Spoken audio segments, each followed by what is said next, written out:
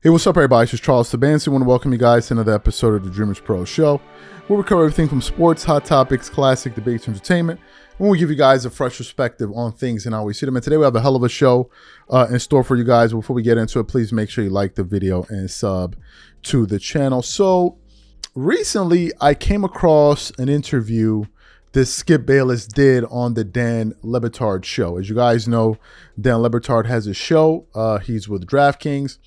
I think he got a deal about 2-3 years ago worth $50 million with DraftKings, and he's been one of the forerunners in the independent space and one of the people that's been doing it the right way and leading us here, leading us and showing us the way and how to really maximize and monetize this field here. So he brought on Skip Bayless, whom all of you know used to be at Undisputed. Then recently he got let go from the network. Then he decided to go independent. He's been doing this thing on his podcast. He's very active on Twitter. So he's kind of in the independent space going through all of the rigors of what that entails. So he goes on the show and they're talking about a range of things. They're talking about the state of sports media. They're talking about his time at ESPN and ESPN First Take. They're talking about debate TV.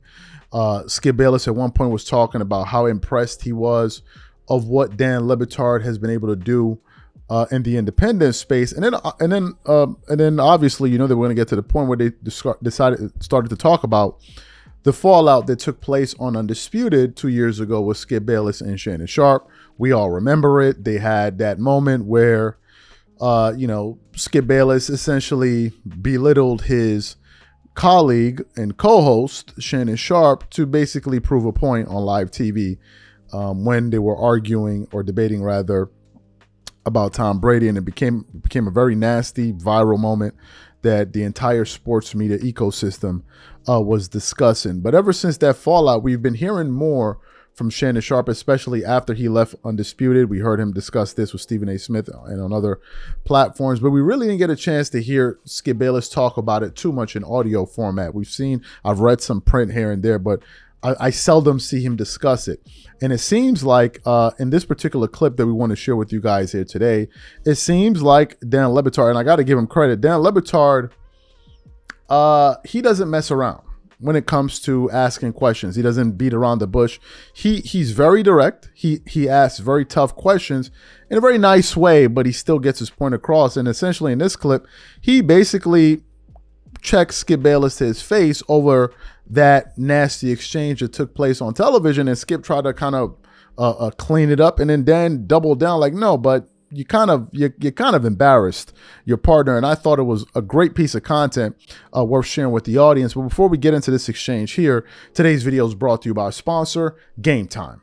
With only 4 months left until the end of the year, I look forward to creating special moments with family and friends by attending various theaters, shows, plays, and sporting events. And when it comes time for me to look for tickets, I absolutely love to use Game Time. Game Time is one of the most reliable marketplaces for last-minute tickets to the most popular events in sports, music, and theater in more than 60 cities across the United States and Canada. Game Time saves me money, time, and peace of mind, so I don't have to sort through thousands of tickets looking for the best prices or worry about whether or not if they're authentic or whether if I'm going to receive them on time. Game Time Picks, one of my favorite Game Time tools, analyzes thousands of tickets for all of your favorite events near your location and finds you the best possible deal so you don't have to. For example, I'm looking forward to this upcoming concert at Madison Square Garden of one of my favorite composers, Hans Zimmer. Here, I can select the all-in price to see the total ticket price up front, no hidden fees. And now I can sort through the best possible deals I can find. I can choose the cheapest deals, the great deal, or the amazing deal. Once you select the ticket you want, you can use their panoramic seat view to ensure you know exactly what you're getting before you buy. And if you're like me and always make plans at the last minute, you can grab tickets up to 90 minutes after the event has started. So take the guesswork out of buying tickets with Game Time.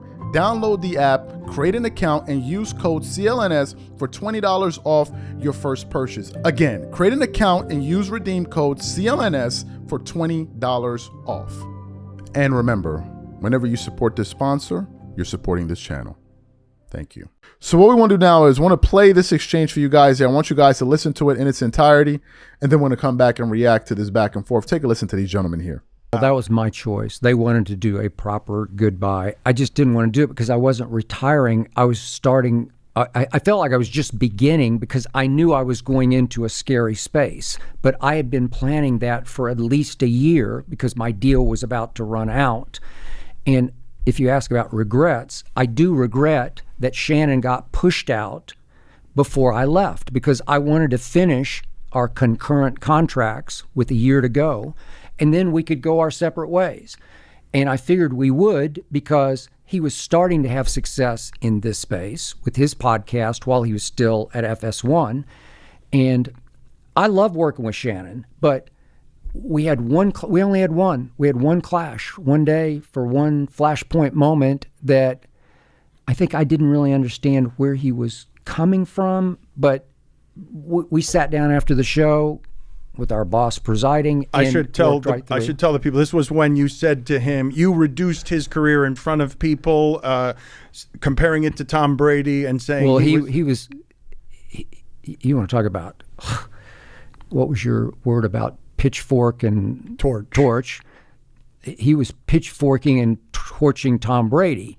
And I'm like, Shannon, he only won 7 Super Bowls. I know you won 3, but he was the quarterback who won 7, should have won 8. Belichick stole one from him, wouldn't play Malcolm Butler against the Eagles. I still don't get that.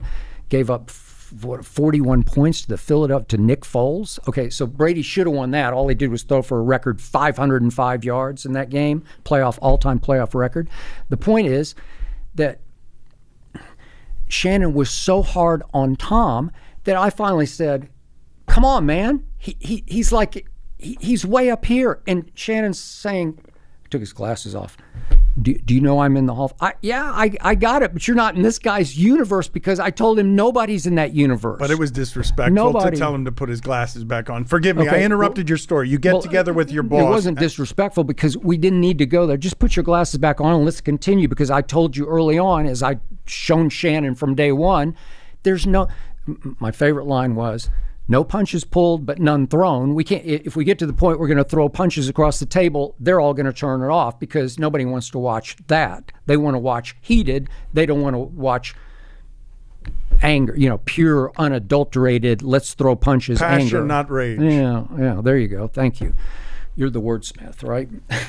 So that was our only moment. And look, we're very different than Stephen A. and I because Shannon and I went after it every day. We were competing because he played and I didn't, but I do know football and I'll go toe-to-toe with him on X's and O's or whatever he wants to go with because I worked hard at learning the game that he played. And I don't know about you, but over time, I often found that the people who played the game at the highest level didn't know the game as well as people who had to overachieve to play the game at a successful level. So what happened to Michael Jordan when he became the program builder, the team runner in Charlotte? He was the worst GM in the history of basketball. So the greatest player ever in any sport was the worst GM in the history of basketball. And it wasn't even close because it was an 8-year disaster. Okay. So you heard what they had to say. Here are my thoughts on this. I think Skip was trying to act like as if what he did wasn't foul. Skip was trying to say, well, it was within the bounds of debate. And he said that whenever he's debating these topics, he doesn't take things personal. There are no personal. What did he say? He said, no punches pulled, but no punches thrown, right? As a way to say, let's not cross the line. Let's not get personal. But let's still go at each other. And even if we do go at each other, we understand that none of this is personal. We're just arguing a particular topic and we're not arguing one another and taking personal shots at one another. I understand that. But if I'm being honest with you, in that clip, I think we all can agree this Skip personalized it. Why? Because they were discussing something that had no connection to either of them. They're talking about the play of Tom Brady on the football field. So Skip now saying or personalizing it and saying, oh, you're saying this because you're jealous because you couldn't play as long as he did. And therefore you're jealous of him and you're no Tom Brady. But what does this have to do with the debate? Why are you attacking his credentials and his character by basically saying he's jealous when you're just talking sports. So there's no way for Skip to kind of live that down and say, oh, no. I don't understand why Shannon Sharpe reacted the way that he did. I don't get why he took it to that extent. No, you understand what you did. You know you crossed the line. You know you crossed the line. And the funny thing is, I've seen instances where Skip has gotten offended where he feels like people are questioning him. I've seen it happen on multiple occasions. The first occasion occurred when I think one of his guests, this was on ESPN before, I think him and Stephen A. Smith became like a pair, where some guests come on the show and they felt like some of the things he was saying was so outlandish that they didn't believe that he was sincere about what he was saying. Meaning they thought he was just saying that for ratings, that he wasn't like he didn't mean what he was saying. And Skip got offended. He got offended. Like you know how Skip, when he gets angry, he bangs on the table and all of that. That was one occasion where he felt like people personalized it. The second occasion I remember, this was on Undisputed, where Skip has this thing where if he disagrees with a particular athlete or he has a spat with a particular person in media, he will always try to invite them on the show. And I think it was one segment where I was either Shannon or they had another guest. I think it was Shannon, where Shannon was implying, but I don't think he was doing it on purpose, by basically saying that, you sure that you want to come in? Oh, no. He was saying that, Skip, this is not really smart. This is not really smart to try to invite this person to stay. And he's like, I take offense to that. I take offense to the fact that you think I'm afraid of him, right? Now, why would Skip react that way? Because he felt like those things and those comments were being personal. They were crossing the line. This is very same reason Shannon Sharpe felt the way that he felt. So for Skip to try to act like, oh no, I don't understand what happened and this and that, he knows what happened. But what I also believe about Skip is that Skip is 72 years old. Right? And people that are in their 50s, 60s, 70s, they're set in their ways, man. They're set in their ways. They're not, good luck trying to get a 50, 60, 70-year-old to apologize to you. Good luck. Some people, man, once they're set in their ways, that's it. There is no such thing as I'm sorry. That don't happen with some people. I'm not saying that's who Skip is, but I do know when people reach a certain age, they're set in their ways. They're set in their ways. What I do appreciate, however, was Dan Le Batard having the courage to bring it up and then also, reiterate his point where Skip tried to dance around the issue. And I thought that was a good thing. I think if Skip looks back at that situation, I'm sure he would regret how that thing played out, and he would probably do it differently. Like, he could have made his points without personalizing it and attacking Shannon Sharpe and saying, you're jealous of Tom Brady, you're no Tom. But the crazy thing is, in the soundbite, he said it again. He said it again. He said, but it's the truth. You are no Tom Brady. Yes, we understand that Shannon Sharpe is not Tom Brady, but that's not something you say to your friend. You can see how that can be offensive. That's like somebody saying to Skip Bayless, you're no Stephen A. Smith. How do you think Skip would take it? Like, come on. These are human beings at the end of the day, right? So these are my thoughts. What I want to know from you guys, what do you think about our analysis on this issue? Whatever you guys think, please leave your thoughts and comments in the comment section. We catch you on the next show. Peace.